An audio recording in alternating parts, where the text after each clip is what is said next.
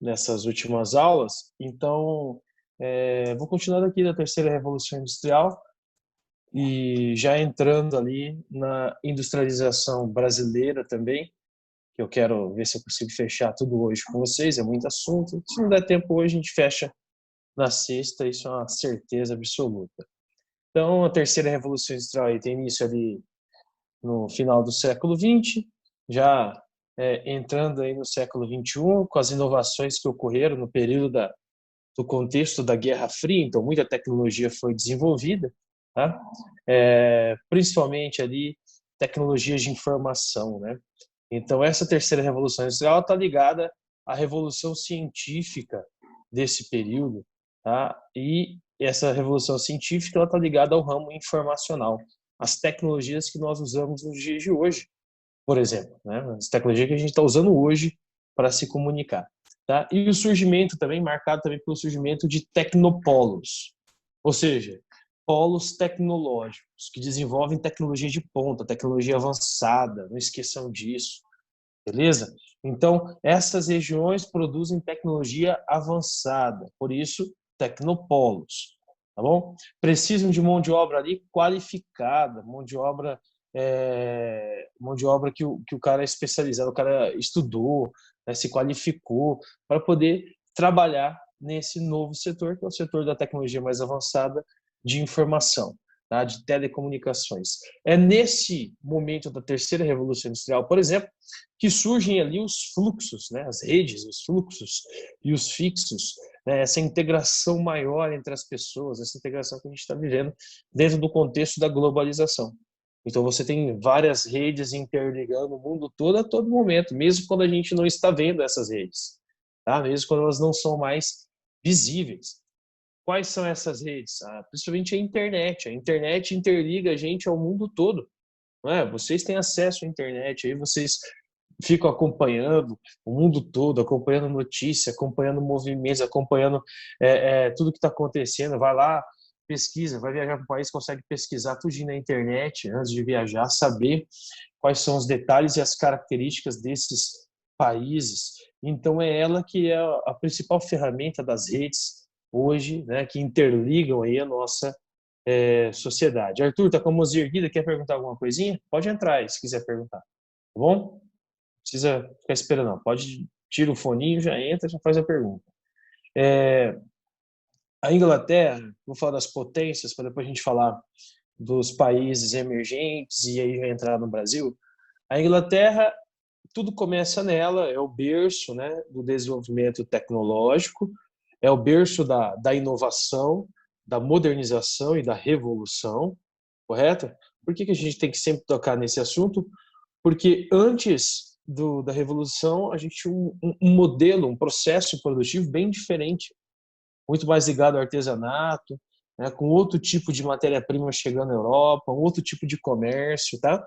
A indústria ela vai revolucionar aquele cenário europeu, beleza? Não só revolucionando a economia europeia, aumentando ali, permitindo o aumento do acúmulo de capital, mas revoluciona também na transformação das paisagens, né? Na transformação, uma nova configuração, tá? Do espaço geográfico europeu. Então, tudo tem início ali na Inglaterra. Lembra que a Inglaterra tinha colônias espalhadas, tinha dívida com todo mundo na Europa, e aí ela vai só capitalizando aqueles lucros, e da capitalização daqueles lucros ela pega e investe em inovação. A inovação é a máquina a vapor, que foi criada pelo James Watt, a grande inovação do momento, do século XVIII, 1750, é a criação dessa máquina, né? O carvão mineral, ela liberava vapor que movimentava lá as indústrias têxteis. Duas grandes regiões se destacam nesse período, Londres e Birmingham. A gente vai ver a Inglaterra daqui a pouco. E aí tem outros agentes também que contribuem para esse destaque da Inglaterra. E a gente tem que falar dele, beleza? Então você tem ali alguns setores como a indústria mecânica, automobilística, eletrônica, essa aí mais concentrada, né? E quando a gente fala de tecnopolo, tecnologia, aí já vai para uma outra região, que é Cambridge, porque ali a gente tem um tecnopolo industrial, tem centros de pesquisas, tá? É onde a ciência, de fato, ela surge dentro da Inglaterra.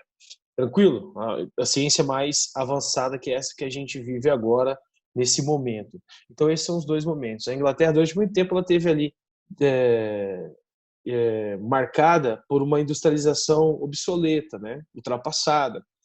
Aí ela teve que fazer o quê? Inovar, primeiro, nos recursos energéticos que abastecem essas indústrias. Então, energia nuclear, eletrônica, né? Petróleo, então outras fontes energéticas. Depois ela teve que pensar em inovar ali o parque dela. Tá? Não só a Inglaterra vai ter que fazer isso, os Estados Unidos vai fazer isso também. Por isso que os Estados Unidos criam novas áreas, a gente vai falar dele ainda, vão criar novas áreas produtoras. Tá? Sai lá do Nordeste, desce para o Sul e para o Oeste. Né?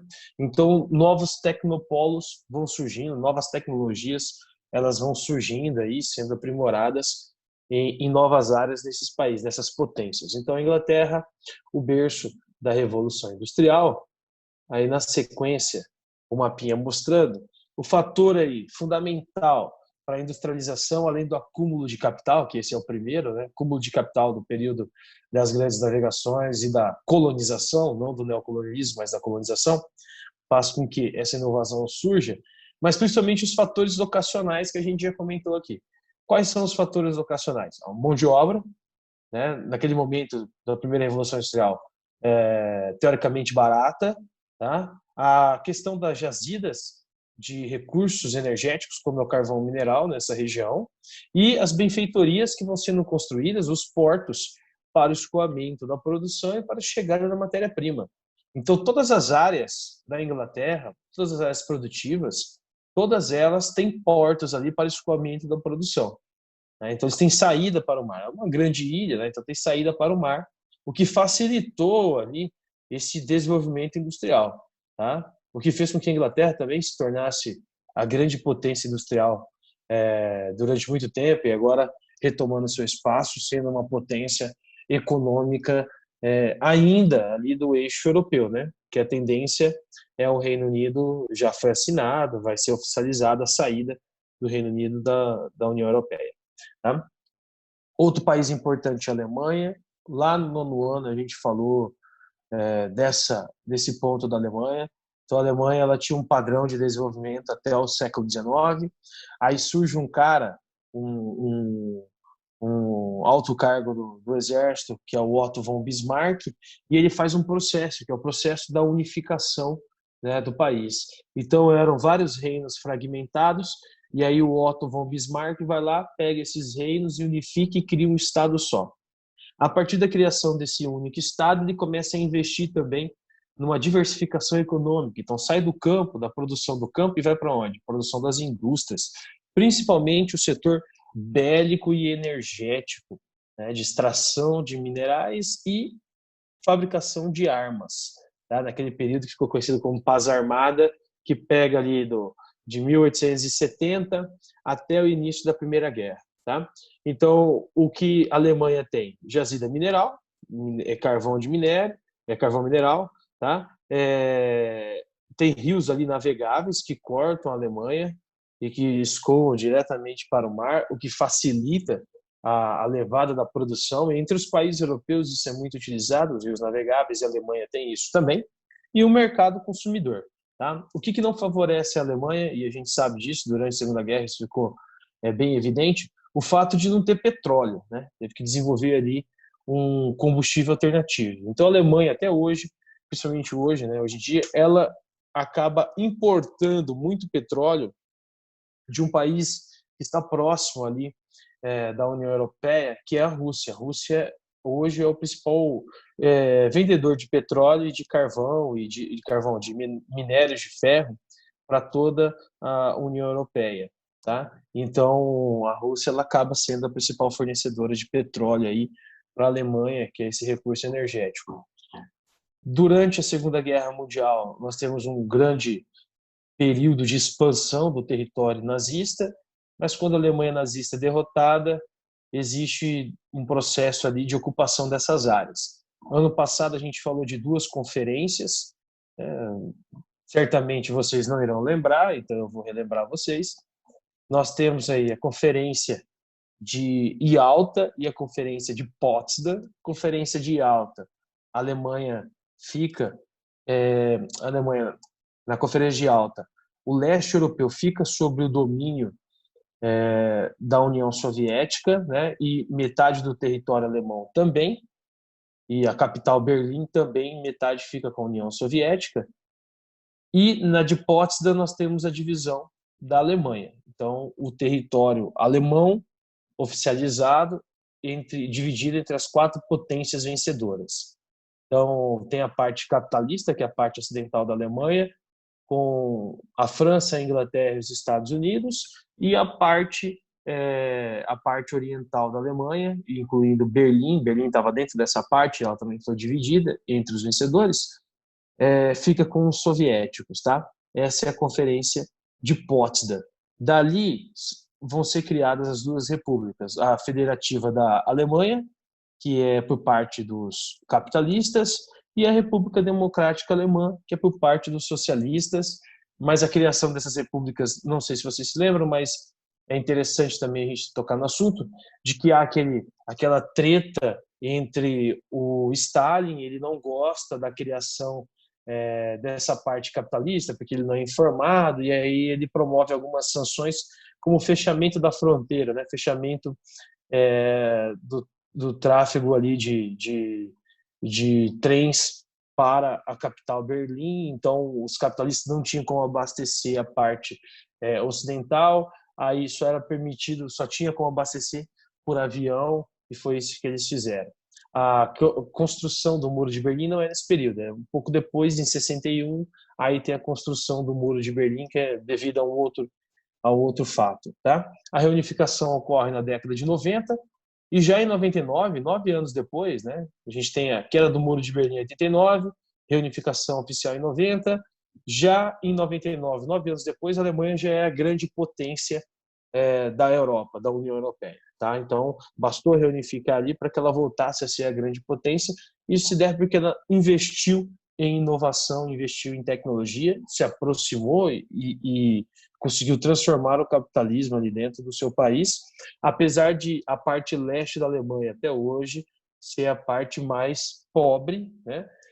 A parte ocidental ela se desenvolve mais rápido que os capitalistas estavam lá. Mesmo assim, hoje a Alemanha é a maior potência do bloco europeu, uma das maiores potências do mundo. Tanto é que toda vez que vai falar alguma coisa de nações, sempre aparece a Angela Merkel, que ela é um marco ali, né, para o capitalismo moderno, atual, principalmente da União Europeia. Arthur, você tinha erguido a mãozinha, eu vi. Pode fazer a pergunta. Quer perguntar alguma coisinha?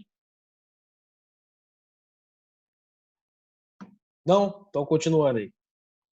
Aqui, os polos industriais na Alemanha, bem espalhados dentro do território alemão.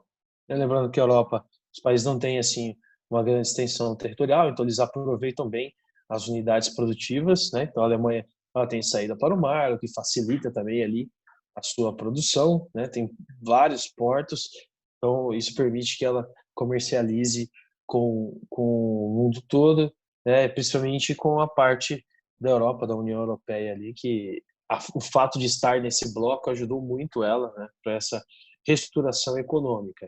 A França, que é o terceiro país a se industrializar ali na sequência, né?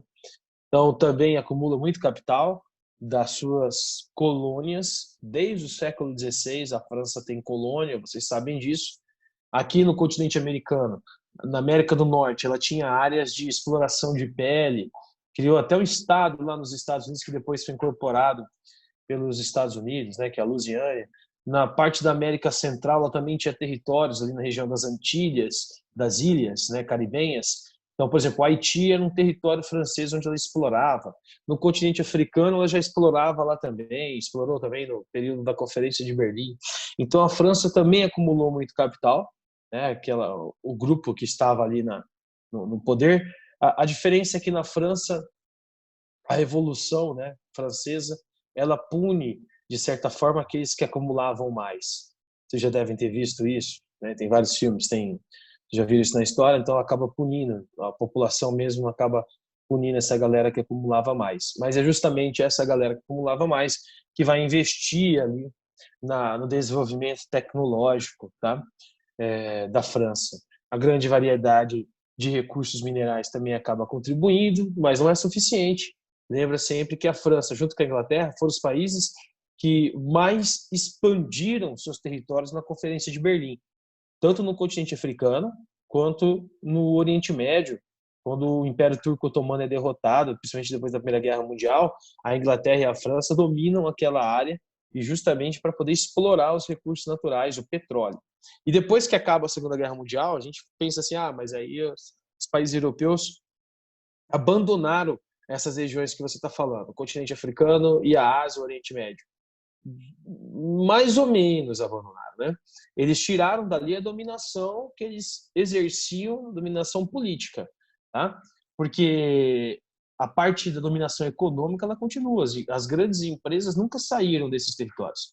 Essas grandes empresas que pertencem à Inglaterra, à França, à Alemanha, hoje tem várias empresas da China e dos Estados Unidos também explorando o continente americano, o continente africano e o continente asiático. Elas estão desde esse período. Elas nunca abandonaram lá. São vistos como capitais estrangeiros. Então, eles continuam lá explorando e mandando para o país desenvolvido. Tem relações com os chefes de estados, que geralmente, principalmente no continente africano, são corruptos, né? São ditadores, então eles permitem que essas empresas continuem lá. Região industrial da França principal, né, a mais diversificada, é a região de Paris, é onde concentra a maior quantidade de indústrias e de vários setores, então a região de Paris. E aí você tem as regiões tecnológicas, tá? O grande polo tecnológico da França, que aí nós temos Lyon, Toulouse e Bordeaux. E essa região é a mais tecnológica hoje. É a parte da França onde está concentrado ali o tecnopolo, porque você tem centros de pesquisas, né, centros de ciência sendo desenvolvida, e essa ciência já é convertida na indústria. Muito parecido com o que ocorre nos Estados Unidos, na região do Vale do Silício. Universidades ali promovendo inovações científicas, e essas inovações já são vendidas no Vale do Silício ali, já são produzidas e comercializadas no mundo todo. Tá certo? Bom, aqui a concentração industrial aí na França, exploração de minérios no território. O Japão é um outro país desenvolvido também que a gente tem que falar dele. Desenvolvido, potência industrial, participou junto com os Estados Unidos da segunda revolução industrial, né? Basicamente dá início a ela ali, pegando ali o século XX, o início dele. Mas toda essa modernização japonesa ela começa com Meiji. Eu acho que Meiji eu falei ano passado com vocês, não me lembro agora, mas eu acho que sim. Vamos tentar recapitular então sobre o Meiji. Existe o Japão feudal, então é o período que antecede o Meiji. Aquele Japão feudal, dividido em territórios ali, fragmentados, né? Cada território desse tinha um shogun, e esse shogun tinha um exército, que são os samurais, e cada território desse ali controlava aquela área sob as ordens do imperador. O imperador sempre existia, mas existia essa subdivisão, né? Bom, com o Meiji assumindo o poder ali no século XIX, essa configuração do Japão feudal ela muda, porque o Meiji se aproxima mais do Ocidente, principalmente dos Estados Unidos, tá? Então, os Estados Unidos vendem a ele uma ideia de possuir ali um exército ocidentalizado, militar, bem armado, né, belicamente, então militarizado. E aí o Meiji começa a caçar os shoguns e os samurais. E o outro ponto também interessante é que ele vai pegar esses territórios que pertenciam aos shoguns e ele vai unificar o país, né, sem essa fragmentação mais. E isso ocorre na era Meiji. Então, esse é um ponto inicial. Depois tem um ponto de desenvolvimento econômico. Por que ele é conhecido como modernizador? Porque a partir dessa parceria com os Estados Unidos, no século XIX, depois essa parceria acaba encerrando, porque o Japão vai lutar contra os Estados Unidos na Segunda Guerra Mundial, e vocês sabem disso, porque ele tinha mais interesse ambicionista de expansão de território numa região onde os Estados Unidos já tinham uma relação, aí ele vai atacar os Estados Unidos, e os Estados Unidos entra de fato na Segunda Guerra Mundial e destrói o Japão em 45 com 2 bombas atômicas. A gente vai falar disso depois. Mas esse período era aliado. tá? Aí ele começa a desenvolver o país. Primeira coisa é a criação de um centro financeiro, que são as Zaibatsus. Essas Zaibatsus, elas têm ali famílias que controlam essa economia, fazem monopólio mesmo. Vou dar um exemplo aqui de uma bem famosa, que certamente vocês devem conhecer, a Mitsubishi, né? Era um grupo familiar que controlava, um dos grupos familiares que controlava a economia japonesa. Tá? E eles garantiam ali investimentos em diversos setores industriais. Então, eles promoveram também a industrialização. Então, a industrialização do período da era Meiji, esse período de modernização japonesa, ela é concentrada em famílias. Você tem as principais famílias que tinham mais dinheiro investindo no setor industrial. E essas famílias dão origem às grandes marcas que nós conhecemos hoje, as grandes marcas japonesas. Tá? Você pegar ali todas as grandes marcas japonesas, elas começam com grupos familiares, que têm início no século XIX, certo? O Meiji também vai investir muito em educação e ciência, pesquisa, infraestrutura no país, então ele vai interligar todas as ilhas japonesas, né? Construção ali de estradas, a questão da geração de energia, que era bem precária no Japão, então começa o desenvolvimento com o Meiji. Depois vem as inovações com o passar do tempo, isso já depois da Segunda Guerra Mundial, a energia nuclear, né, que vai ser um fato dentro do Japão, a produzir mais energia para essas indústrias, até a gente chegar a discutir a inovação tecnológica japonesa, onde os robôs estão suprindo a falta da demanda da mão de obra humana, né? Então você tem mais robô hoje no parque industrial japonês do que pessoas trabalhando, né? E isso é bem comum lá, porque a mão de obra é algo que falta. Eles são abertos também para receber imigrantes. A gente vai comentar um pouquinho sobre isso, tá? Então é um arquipélago, vocês já viram isso, tem ali a formação ligada a movimentações ou atividades endógenas, né?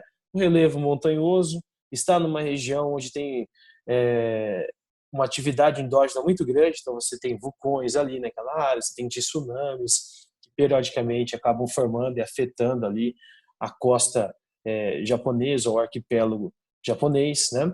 Ele é pobre em recursos minerais, então falta esses recursos para ele. Então, boa parte, ou quase toda a produção japonesa depende da importação de recursos minerais de outras nações.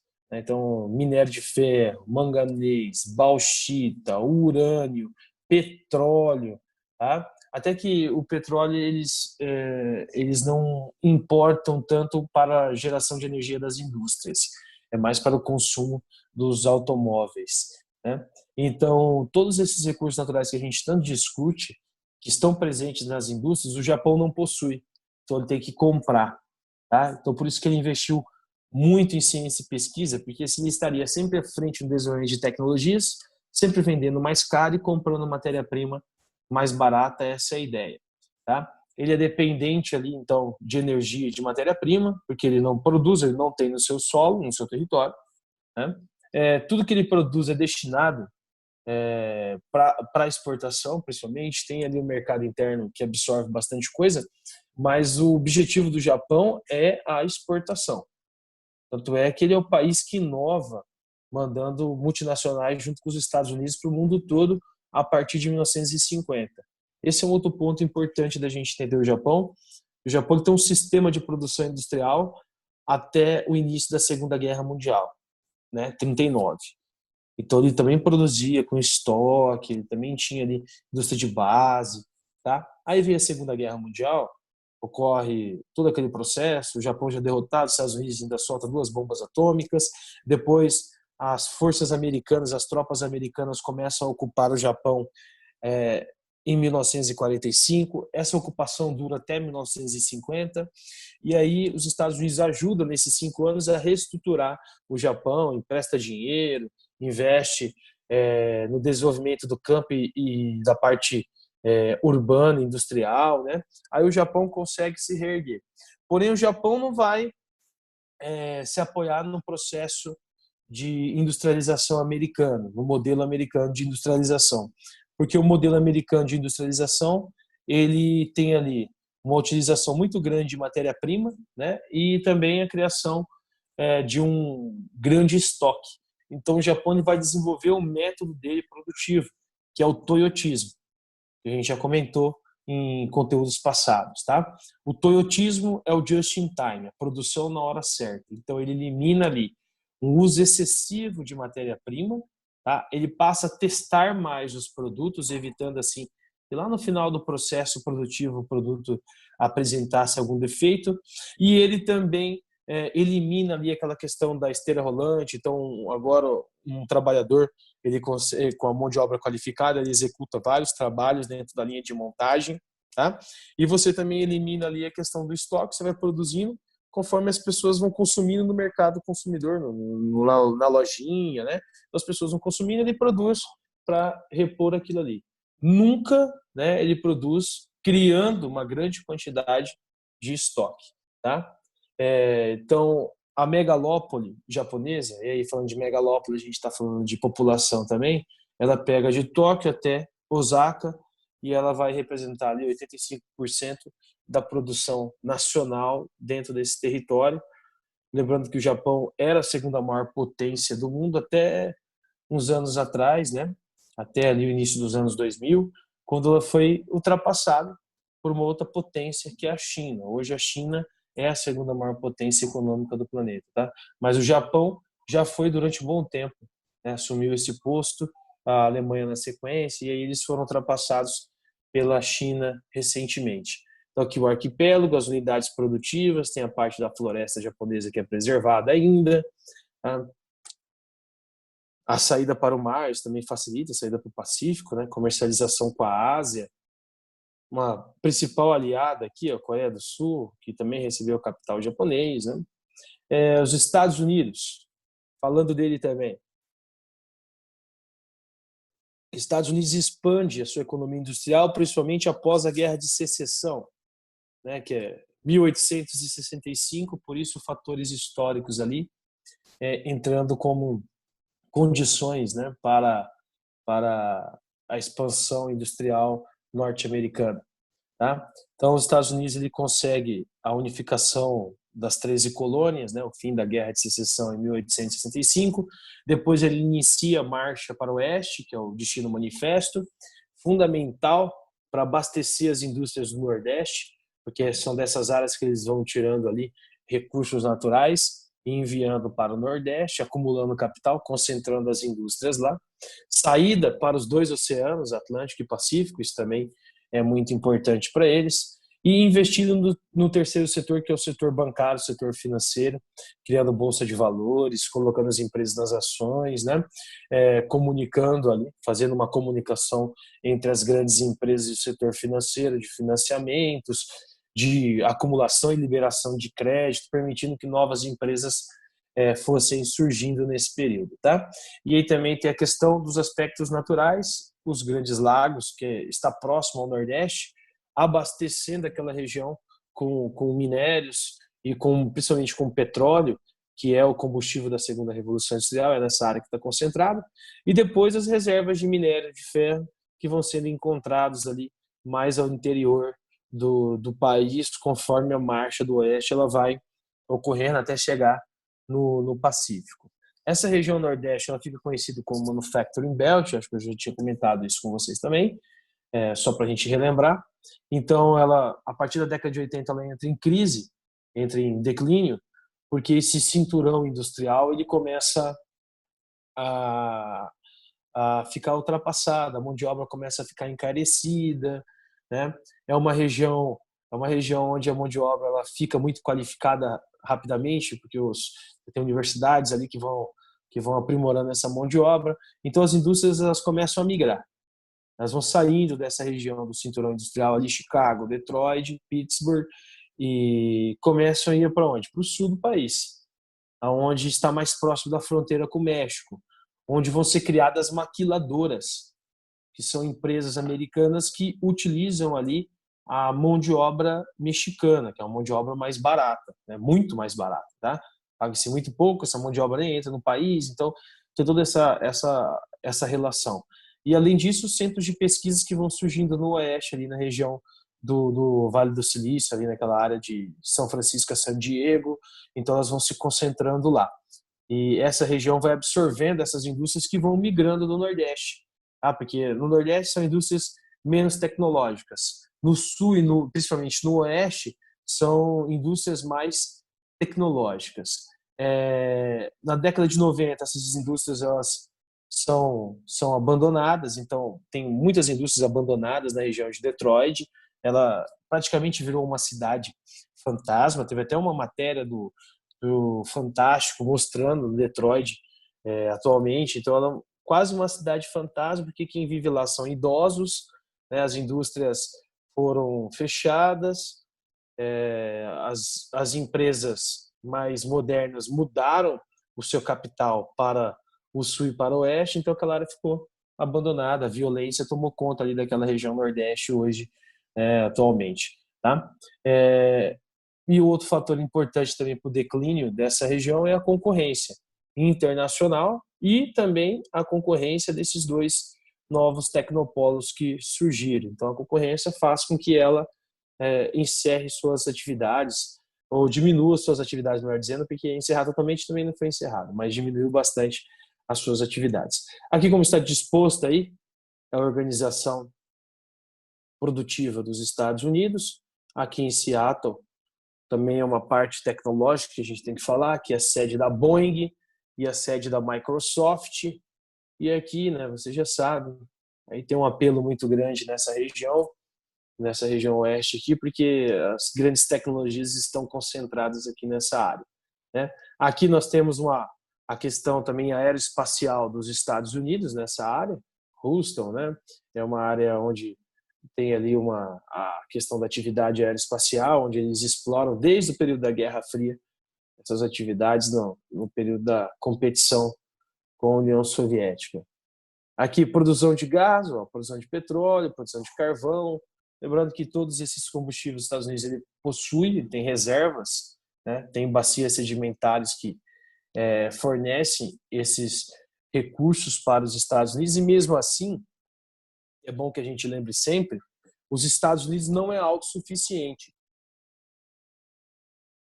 Por isso que ele exerce influência em outras regiões do mundo, né? Principalmente quando a gente fala de petróleo.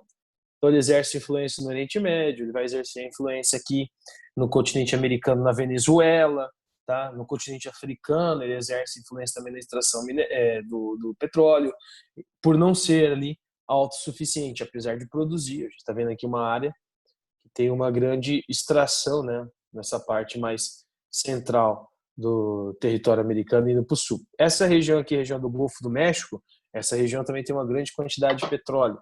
É da onde ele tira boa parte do petróleo que abastece ali o seu país. Densidade demográfica, concentração, mesmo as indústrias saindo daquela região ainda, nós temos a maior concentração nessa parte aqui, que é a parte onde ocorre a ocupação europeia, né, das 13 colônias, é onde você também tem a capital do país está concentrada aí, é onde você tem o principal centro financeiro do planeta, que é Nova York, que está nessa região, né, onde você tem ali as principais empresas globais com as suas sedes também estão nessa parte, tá? Aí aqui nós temos os tecnopolos, né, os polos mais tecnológicos hoje nos Estados Unidos, que também apresentam ali uma grande quantidade de pessoas vivendo, e depois aqui, né, na região de Seattle, Portland também, onde a gente tem uma grande concentração mais próxima ali já da fronteira com o Canadá. Tá? Os polos industriais aí dos Estados Unidos, a gente vai falar dos três. Então tem aqui, Califórnia e o Cinturão do Sol, que é a Sun Belt, que é onde nós temos um tecnopolo, né, desenvolvimento ali de indústrias, são novas áreas industriais. Na Flórida tem a questão da atividade aeroespacial, né, no Texas também. Você tem o Cabo Canaveral, que é onde são liberados ali os foguetes que vão fazer as atividades no espaço, e o Centro Espacial da NASA, que também criado lá na década de 50 para competir ali com a União Soviética, que até hoje continua existindo e fazendo as suas atividades, né, no conhecimento e no mapeamento do espaço, tá? E aí tem ali as principais regiões industriais, hoje dos Estados Unidos. Então tem Portland, com essas indústrias aqui, ó, relacionadas à extração e à produção do alumínio, então utilizando bauxita e outros minerais ali. Seattle, setor da aeronáutica, porque é a sede da Boeing, a Boeing que incorporou a nossa a nossa empresa, né, do setor também da aeronáutica, a empresa que era brasileira, agora boa parte dela não vai ser mais. Aí nós temos ali a região de São Francisco, Los Angeles e São Diego, San Diego, que também é um outro tecnopolo aqui, ó, petroquímico, automobilístico, aeronáutico, que é onde hoje tem a maior tecnologia dos Estados Unidos. Aqui mais uma ilustração mostrando os polos aí, depois vocês vão poder pegar, dar uma olhadinha nessa questão da concentração. A China, para a gente fechar essas potências, a China durante muito tempo ela fica fechada para o mundo capitalista e para as indústrias. O período do Mao Tse Tung no poder, que vai de 49 até 74, ele não permite que entre capital estrangeiro dentro da China, né? Também não permitia acumulação de capital, nada disso. Essa história de acumulação de capital e de inovação tecnológica muda a partir da morte dele, década de 80. Que aí a gente tem a China vai ter ali a troca do poder. E aí quem vai assumir o poder da China é o Deng Xiaoping. E o Deng Xiaoping, na década de 70, ele começa a criar ali mecanismos que permitissem à China receber capital estrangeiro, não em todo o território, mas no que eles iriam definir ali como zonas econômicas especiais, as ZES, que estão aparecendo bem aqui para vocês, ó, ZES. Então essas zonas econômicas especiais são as áreas que ficaram destinadas por parte da China a receber as indústrias estrangeiras dos países desenvolvidos, né? E a promover também ali a diversificação econômica. Então a China vinha em sérias crises econômicas, como Mao Tse Tung, ele morre, então começa a inovação. É claro que o ápice econômico também não vai ser com o Deng Xiaoping, vai ser com o atual presidente, o Xi Jinping. Ele é o cara que impulsiona a economia chinesa, né? Principalmente ali a partir dos anos 2000, é o cara que vai revolucionar, fazendo com que a China chegue a ser a segunda maior potência econômica do planeta e tem ali uma tendência de ultrapassar os Estados Unidos no próximo ano. Quais são os fatores locacionais que contribuem para esse crescimento chinês? Primeiro, a saída para o mar, né? A construção das benfeitorias, dos portos. Depois, a questão da grande mão de obra que existe na China, a maior população do planeta, e essa mão de obra é qualificada, é disciplinada e é barata. Então, as potências vão querer absorver esse mercado consumidor e também utilizar essa mão de obra, né? Sem falar que a China vai montar um grande esquema na porção central, que é o quadrilátero dourado chinês, que é a região onde extraem os minérios e abastecem as zonas econômicas especiais. Então, para as grandes marcas, ficou barato produzir na China.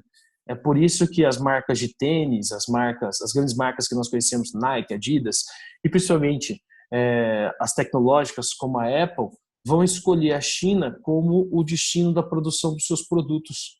Tá? Esses são os fatores locacionais que contribuem muito. Apesar de a China ainda ter na política um sistema totalitário, né?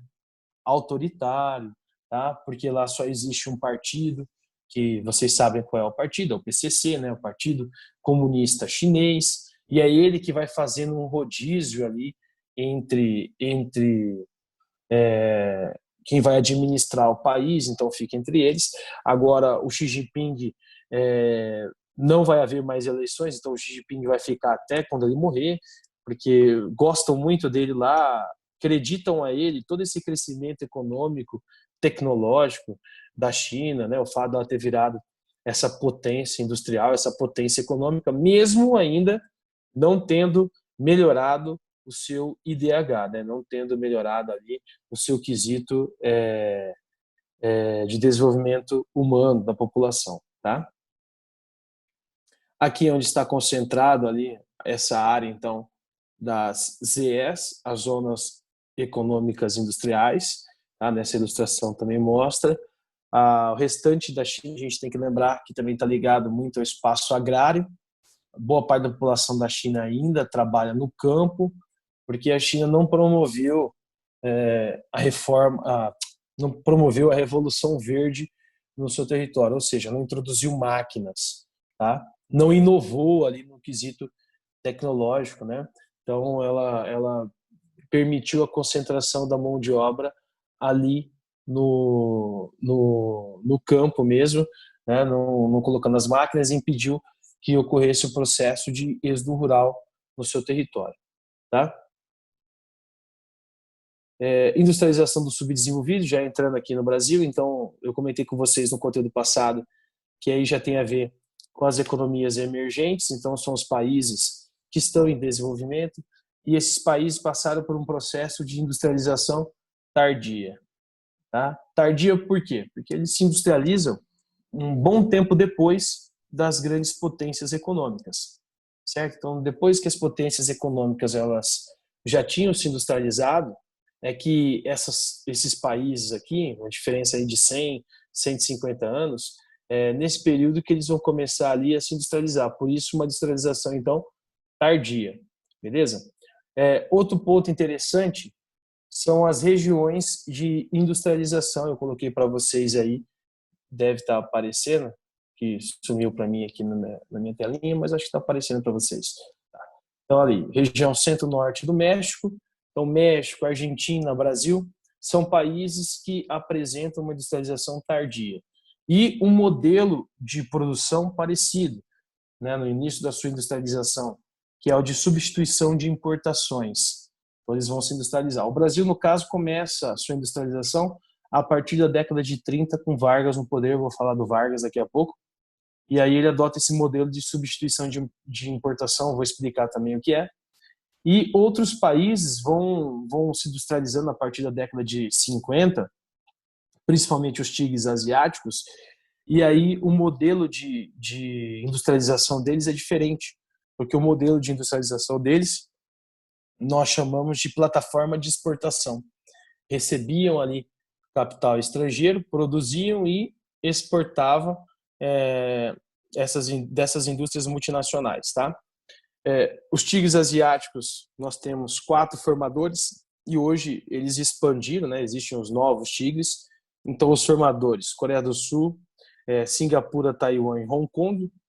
Tem 2 aí nessa lista que não são países, são regiões que pertencem à China, né? Taiwan e Hong Kong são regiões que pertencem à China até hoje, até os dias atuais. Taiwan nunca foi independente, é a antiga ilha de Formosa, para onde foram os inimigos do Mao Tse Tung, né, quando ele assumiu o poder, então eles partiram para essa ilha. E Hong Kong é uma região próxima à China, que ficou sob a dominação da Inglaterra desde a Guerra do Ópio e foi devolvida em 1997. Então, também é um território ali que pertence aos chineses. E aí tem os novos tigres, que fazem parte do Sudeste Asiático, Indonésia, Malásia, Tailândia. Tem Vietnã também, que não está nessa lista, mas também já faz parte dos tigres asiáticos. Por isso que quando a gente olha a etiqueta do nosso tênis, está marcando lá a Indonésia, está marcando a Malásia, Vietnã, tá? Porque esses países hoje fazem parte dos tigres asiáticos. Então, essas são as potências emergentes industriais. Aqui os polos industriais no mundo todo, para que a gente possa dar uma olhada. Então, tem polo industrial lá nos Estados Unidos, aqui na América do Sul, o Brasil é um grande polo industrial, mesmo nos últimos anos tendo diminuído tanto. Aí a Europa, né, que é onde tudo começa, a Rússia, tá? Aí tem Índia e China, tem o Japão, e aí pega ali a região do Sudeste Asiático, os tigres asiáticos, e a Oceania também tem polos industriais. Bom, aqui nós temos a questão ainda, falando dos países subdesenvolvidos, a necessidade de abastecer o mercado interno, somente no período que antecede e no período da guerra, da Segunda Guerra Mundial. Então, por isso que eles vão adotar um modelo de substituição de importação, que é quando você para de comprar e você passa a produzir dentro do seu país aquilo que você comprava de um país do exterior. Roupas, calçados, alimentos, esse é o modelo de substituição de importação. Na década de 60, é um outro tipo de modelo que os tigres vão adotar, tá? Que é o de plataforma de exportação. Quando você recebe filiais de indústrias de países desenvolvidos. Essas filiais se instalam nesses países do Sudeste Asiático, começam a absorver dali recursos minerais, né, o mercado interno, e a partir dali eles começam a exportar para o mundo todo. Por isso, uma plataforma de exportação. Tá? Aí tem os outros que vão se configurando a partir da década de 80, e a China está dentro dessa década de 80. Então, até a década de 80, o Brasil tinha um parque industrial muito maior do que o chinês. E hoje a China ultrapassou a gente, tá? Nessa questão da industrialização. Bom, falando já do Brasil, nosso processo de industrialização ele é considerado tardio porque ele ocorre bem depois que as grandes potências já tinham se industrializado, né? E ele também é considerado uma industrialização concentrada espacialmente. O que quer dizer esse concentrado espacialmente? Está concentrado em uma região aqui do nosso território. O Vargas escolheu uma região que já tinha todos os benefícios, né, do café nessa área. Então já tinha ali ferrovias, estradas interligando essa região. Então é justamente nessa região que o Vargas vai falar, aqui que vai ficar o café. Já tem modais de transporte, né? Já tem fatores locacionais. Essa concentração espacialmente é na região sudeste. Então por isso que o sudeste é a região mais desenvolvida do país até hoje, é o ponto escolhido para receber ali as indústrias, tá? Motivos para o atraso industrial brasileiro, então, os motivos para essa industrialização ser tardia, nós temos primeiro um histórico de colônia, né? No histórico de colônia a gente tem o pacto colonial com a metrópole e desse pacto colonial, desse histórico de colônia, fica impossibilitado ali a nossa modernização, que a gente dependia diretamente da potência que era Portugal, tá? Com o desenvolvimento das plantations aqui dentro e o desenvolvimento de uma cultura só, como é o caso da cana, depois o café, que é o que antecede as indústrias, foi criado dentro do país, dentro do Brasil, e vamos colocar no contexto da América Latina, porque quando vocês forem ver América Central, México, vocês vão ver ali que é muito parecido com a América, com o Brasil, com os países vizinhos aqui do Brasil. Então nós temos, com essa concentração industrial, com essa criação de um sistema de plantation, do modelo agroexportador, a criação de elites agrárias nesses países, inclusive no Brasil essa elite ela foi criada, tá? E essa elite ela estava ligada à economia agroexportadora que vem na sequência para vocês ali. Principalmente aqui no Brasil do escoamento ali do café, da produção de café.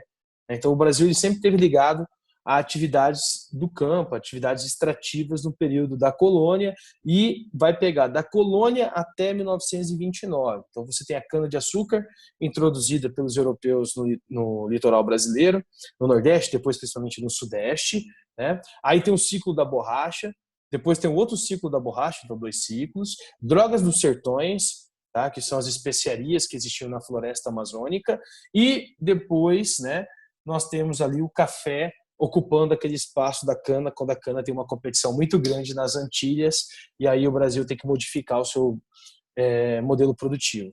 O café ele vai pegar 2 fases. Ele pega a primeira fase do sistema de plantation tradicional, utilizando mão de obra escrava, na sequência uma mão de obra assalariada de baixo custo.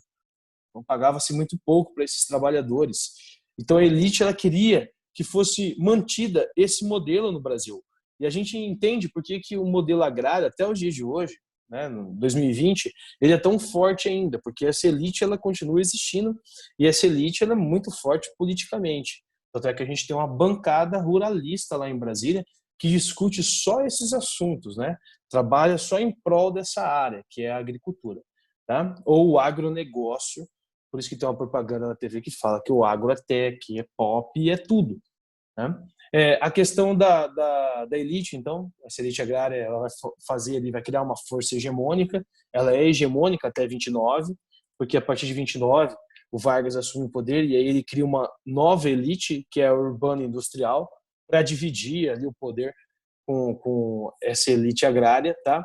A ausência de mercado consumidor, isso é um fato importante para o nosso atraso, porque se você tem trabalho escravo, não tem mercado consumidor, certo? Boa parte da população brasileira é composta por escravos, a maioria negros escravizados. Aí você tinha uma minoria que estava ligada ali à elite agrária do país. Essa minoria não consumia, não conseguia consumir tanto. Então era necessário acabar com a escravidão, mas acabar com a escravidão a elite não queria. Então havia empecilhos ali para a nossa industrialização, assim como havia também empecilhos para a industrialização dos Estados Unidos. Só que lá teve que ter uma guerra para acabar a escravidão e aí sim eles começarem a se industrializar, né? A se modernizar. Tá? Mão de obra qualificada para o trabalho industrial, isso aí vai ser também um fato que vai ocasionar um empecilho para a nossa industrialização, porque a gente não possui essa mão de obra qualificada, é um território com escravos e, na sequência, ex-escravos, né? Basta a gente lembrar o seguinte, desse período de colonização. Nós temos ali a independência do Brasil em 1822, e mesmo assim o trabalho escravo ele continua existindo no Brasil. O trabalho escravo, a mão de obra escrava só acaba em 13 de maio de 1888. Inclusive, semana passada foi comemorado aí o fim da escravidão aqui no país, que é algo recente. O Brasil é um dos últimos países a abolir a escravidão, por pressão da elite agrária, que queria que continuasse, né, utilizando essa mão de obra, que para ela era muito vantajosa, ela só lucrava.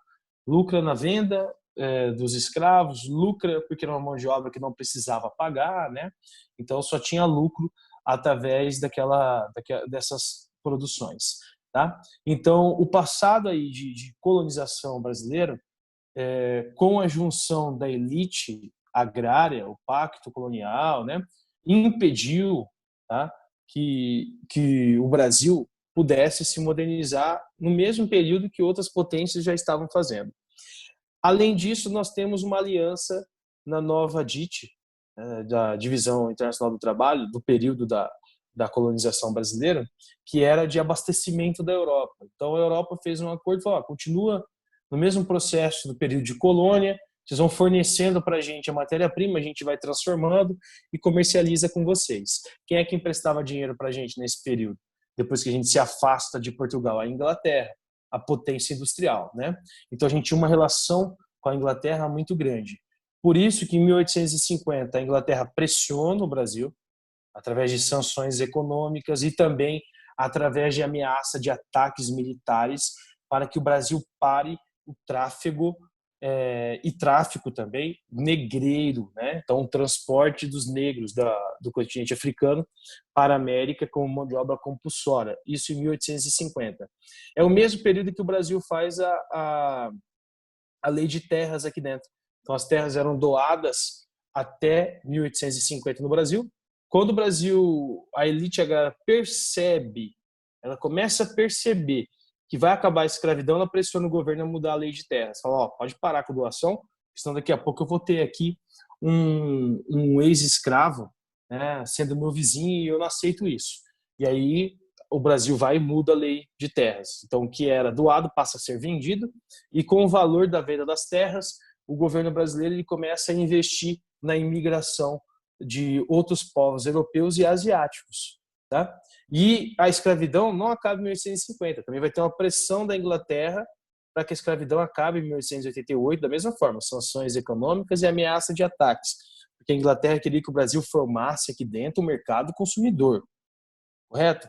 Então a Inglaterra é boazinha, porque a Inglaterra contribuiu para isso, para que o Brasil acabasse com o tráfico negreiro e também acabasse ali com a escravidão. Não, o interesse da Inglaterra é puramente capitalista, né? O interesse é econômico apenas, não tem nada ali de interesse de bom samaritano, né? De ser uma nação que quer o bem das pessoas, nada disso. Porque nós estamos falando de 1888, fim da escravidão, a Conferência de Berlim tinha ocorrido há 3 anos atrás e a Inglaterra já estava colonizando o continente africano, explorando a mão de obra dentro da África, não só ela, as potências europeias, mas ela principalmente. Então, ela queria que aqui fosse criado um mercado consumidor onde ela pudesse vender o produto dela, onde ela pudesse vender as roupas que ela estava produzindo lá fora, os alimentos que ela estava produzindo lá fora. Então, era o mercado que a Inglaterra tinha ali vontade de explorar. Por isso que ela incentiva o fim da escravidão. Tá? As vantagens do café para a industrialização. Primeiro, com o fim da escravidão, você tem ali o surgimento de um mercado consumidor bem fraquinho, né? Porque os negros não vão ser empregados, eles vão ser ali afastados, né, por um tempo da sociedade, mas já surge um mercado consumidor, correto? Além disso, o café ele é muito valorizado lá fora, tá? Então ele era destinado para a exportação, principalmente o principal comprador, Estados Unidos, era o nosso principal comprador, né?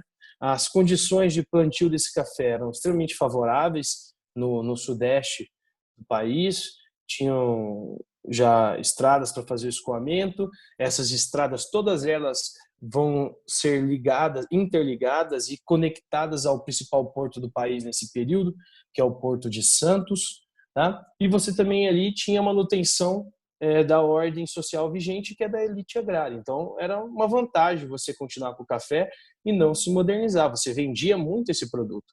As pessoas que comercializavam o café, que plantavam e vendiam, eram muito ricas. Aqui a gente teve no Brasil os barões do café, olha só que coisa louca. Então, olha como dava muito dinheiro manter o café aqui dentro e não se industrializar. Tá? Então, você tem ali a organização dessas lavouras de café. Grandes propriedades rurais, monocultoras e começando com a mão de obra escrava, depois passando por uma mão de obra assalariada de baixo custo. Tem 2 ciclos do café no Brasil. O primeiro pega lá no Vale do Paraíba, o cultivo em áreas de encostas, mão de obra escrava e o escoamento ocorrendo por meio de transportes precários. Já no segundo processo, segundo ciclo, aí já é diferente, né? Cultivado em áreas mais planas, tá? A mão de obra já é do imigrante, então não é mais mão de obra escrava.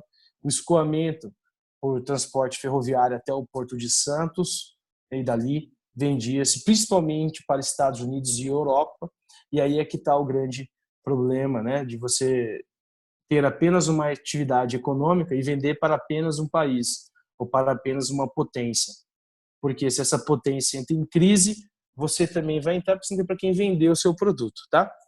Aqui, o porquê do Sudeste ser escolhido como a capital da indústria brasileira, você tinha então ali as malhas ferroviárias que interligavam todo o estado, ó, tá? E escoava aqui, no porto principal do país, que é o Porto de Santos. Hoje a gente já tem outros portos que fazem esse escoamento de produção, mas o Porto de Santos foi o principal porto brasileiro durante muito tempo. As margens dessas ferrovias foram sendo instaladas as indústrias que recebiam matéria-prima, né, no segundo momento, e também dali o produto já confeccionado, produzido, já ia para o porto para poder vender, então por isso ficava muito mais fácil. Povoamento, a questão do surgimento das cidades, São Paulo e Paraná, então próximo ali às margens das linhas férreas. Campo Grande também não vai ser diferente, né? O desenvolvimento do centro está condicionado àquela orla ferroviária que vocês conhecem, vocês vão passar o carnaval lá todo ano, vocês vão lá, dão um rolê, né? Então, sempre lembrando que o modal de transporte ele impulsiona nessa ocupação dessas áreas, dessas cidades, dos centros urbanos, tá? Bom, então essa atividade cafeicultora ela cria bases ali para o processo industrial no Brasil, porque nós temos uma mão de obra assalariada potencialmente qualificada, quer dizer que se você instruir ela, ela consegue se qualificar para trabalhar na indústria. A criação do mercado consumidor, né, com o fim da escravidão e com a integração do negro à economia. Por um bom tempo, o negro não vai ser inserido em a economia do Brasil, a gente já viu isso no passado. O Brasil preferiu fazer o branqueamento da população, trazer o imigrante de fora para que ele absorvesse essa falta de mão de obra e não o negro. Tá? Estimulou ali o crescimento urbano e a formação de uma classe média urbana. Esse é um problema porque a industrialização no Brasil ela impulsiona o aumento das cidades e as cidades cresceram sem planejamento urbano.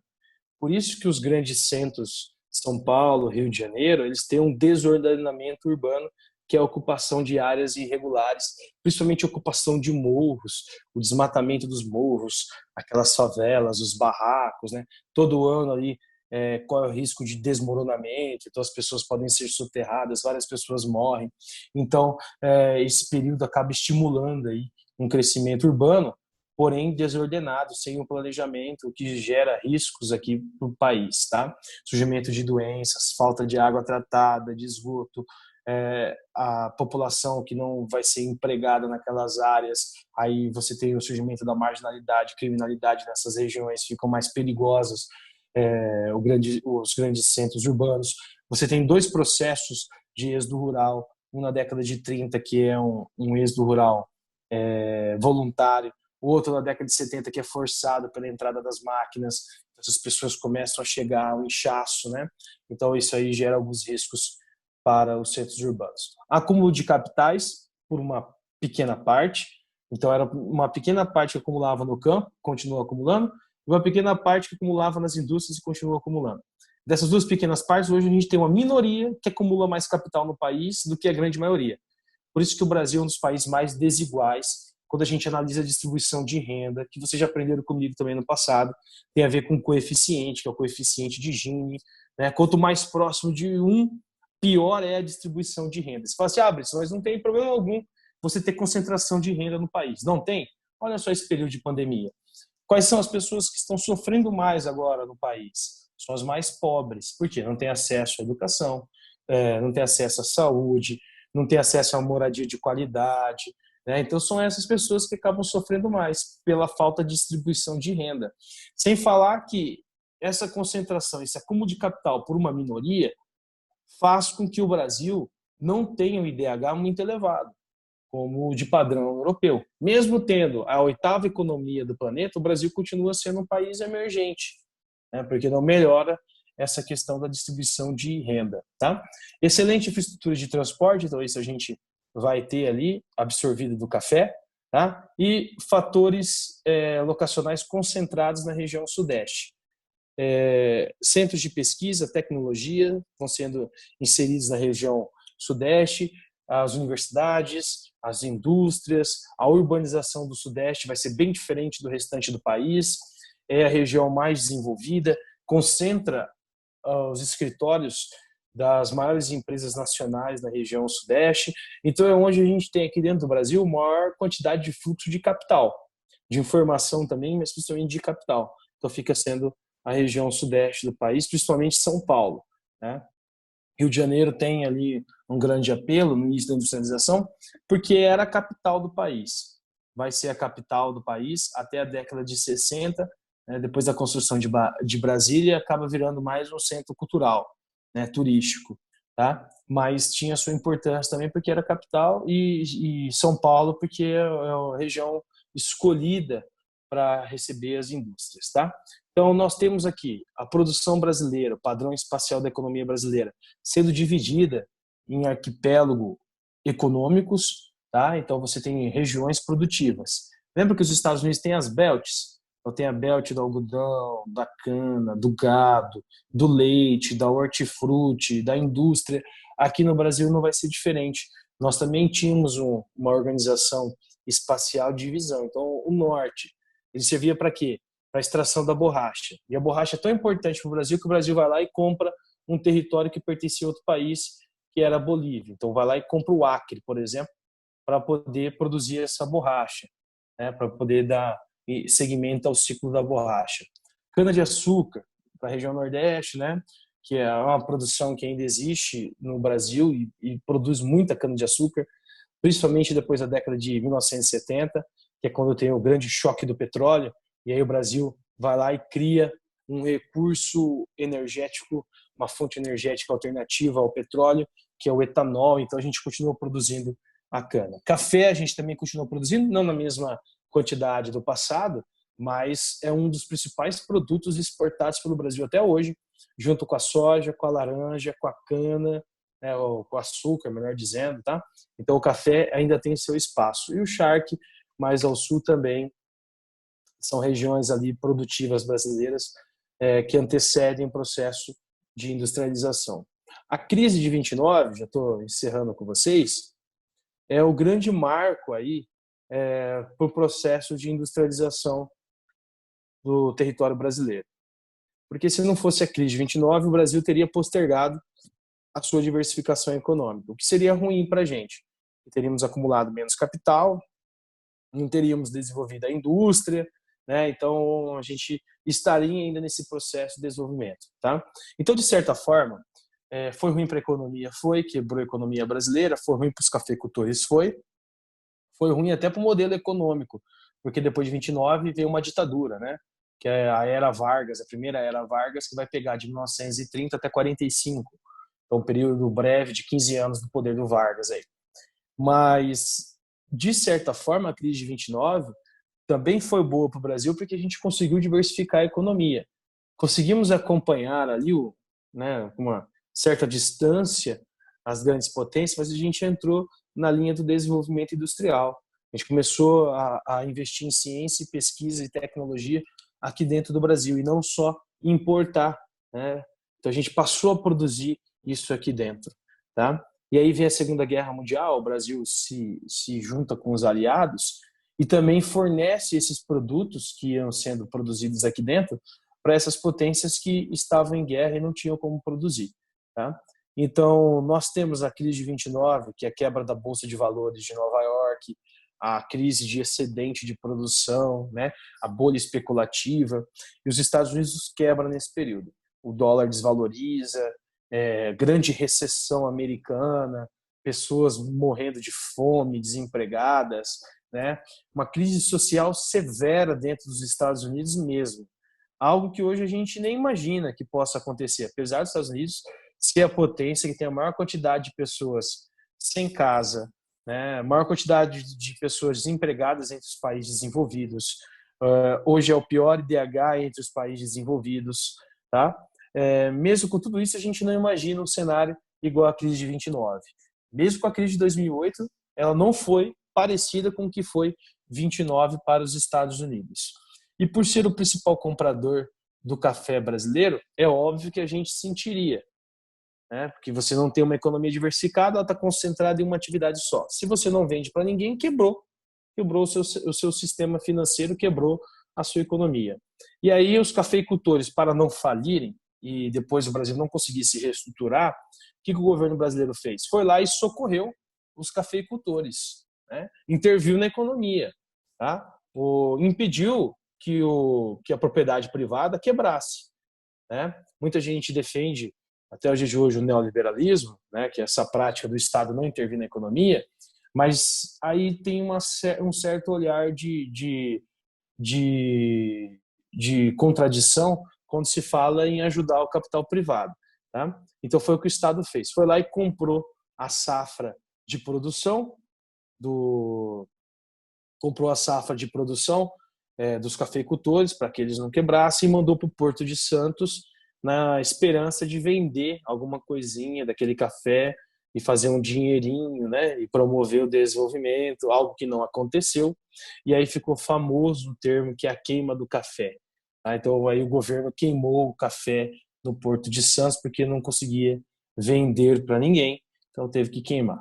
Os cafeicultores que pegaram esse dinheiro dessa grande safra que foi produzida, boa parte deles reverteram esse capital nas indústrias, então também contribuíram para o processo de industrialização, surgimento dela, né, ali dentro, fortalecendo essa diversificação econômica. Outros agricultores esperaram ali a melhoria, né, da questão da crise e foram promovendo outros tipos de atividade, né, para não falir, não perder as terras. Então, foram promovendo outros tipos de atividades, tá? Na sequência de 29 vem o Vargas. Eu já tinha comentado com vocês, acho que comentei ano passado isso com vocês, a gente falou de governo Vargas. O Vargas, durante um período, ele chegou a estar muito próximo, né, do nazismo, tá, para financiamento aqui das obras do desenvolvimento do Estado, mas aí depois ele acabou recebendo um apoio dos aliados, principalmente da Inglaterra e Estados Unidos, e ele passou a promover as indústrias de base aqui dentro do território. Ele passou a promover a economia industrial brasileira com o capital dos aliados. E aí, obviamente, ele também ficou mais próximo dos aliados para poder ali entrar na Segunda Guerra Mundial. E ele entra, né, ele manda para lá um grupo de militares para ajudar, tá? Voltando para cá, o Vargas ele tinha ali um discurso nacionalista que é importante, né? Vai ser importante para o Brasil nesse período, que tem a ver ali com a visão, né, mais fechada que ele tinha, mais autoritária. Então, é a partir desse discurso nacionalista de crescimento do Brasil, de diversificação econômica, né, de uma visão mais forte para os trabalhadores, que ele consegue promover a base da industrialização brasileira, criando ali as primeiras indústrias, mas não só as primeiras indústrias, as primeiras empresas geradoras de energia, por exemplo, que eram oriundas ali das primeiras hidrelétricas que vão surgindo, as primeiras empresas extrativas nacionais, como é o caso da Vale do Rio Doce e da Petrobras, tá? Vão ser criadas no período do Vargas no poder. Essas duas grandes empresas. A Vale do Rio Doce, que já não pertence mais ao Estado, porque foi privatizada, e a Petrobras, essa sim, ainda pertence ao Estado, né? Um capital misto, porque ela também tem ações investidas na extração de petróleo. Então, é fundamental o desenvolvimento econômico e industrial do Brasil nesse período. Então, nós temos indústrias de base, de bens intermediários e de bens de consumo sendo desenvolvidas no Brasil a partir do Vargas no poder. Então, você tem a extração dos minérios, aí um exemplo lá, petróleo, né? E o minério de ferro, com a Vale do Rio Doce surgindo em Minas Gerais, no quadrilátero ferrífero, abastecendo as metalúrgicas e as siderúrgicas aqui do Brasil. Ele vai criar a nossa companhia de siderurgia nacional também, né? O Vargas é que cria, então, a indústria de transformação, tudo rotulado por ele, já tinha uma visão de crescimento industrial. Essa visão de crescimento industrial vai ter uma sequência, eu vou comentar depois com o Juscelino Kubitschek, que também tem uma visão desenvolvimentista, né? E aliado num ponto que é o tripé econômico, capital privado, capital estatal e o capital privado internacional, promovendo o desenvolvimento das indústrias dentro do território. Beleza? Aí tem ali bens intermediários, produção de máquinas e equipamentos para outros segmentos industriais, né? Então, máquinas industriais, motores automotivos, a mecânica no geral, e as indústrias de bens de consumo que a gente conhece, duráveis e não duráveis, né? Semiduráveis também surgindo ali. Semiduráveis, roupas, calçados, que ele vai produzir, automóveis começam a ser produzidos também no Brasil, porque ele vai criar a Companhia Nacional de Motores, a CNM, tá? E os não duráveis, que é a indústria alimentícia também produzida e criada pelo Vargas nesse período, tá? Galera, eu vou parar com vocês aqui no tipo de indústrias, a gente vai continuar